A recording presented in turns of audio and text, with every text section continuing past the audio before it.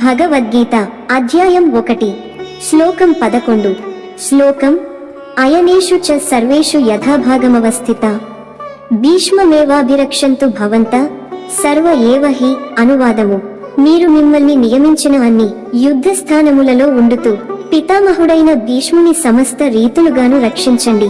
ఈ మాటల వెనుక ఉన్న రాజకీయ బుద్ధిని గమనించాలి.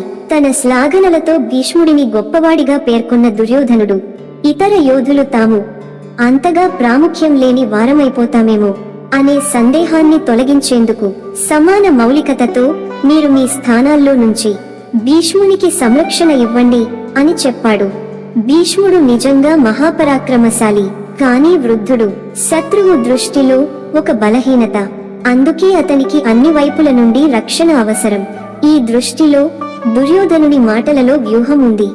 ఒకవైపు భీష్ముడిని గౌరవిస్తున్నట్టు చూపించి ఇతర యోధుల నమ్మకాన్ని పొందాలని చూస్తున్నాడు. అతడి మనసులో మరో ఆలోచన కూడా ఉంది. భీష్ముడు, ద్రోణుడు గతంలో ద్రౌపదిని జరిగిన అవమాన సభలో న్యాయం కోసం నోరు మెదపలేదు.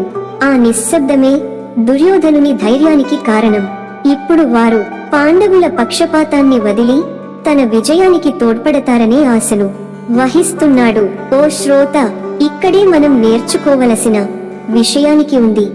నైతికతను వదిలిన బుద్ధి వ్యూహాలేమీ సుదీర్ఘంగా నిలవవు.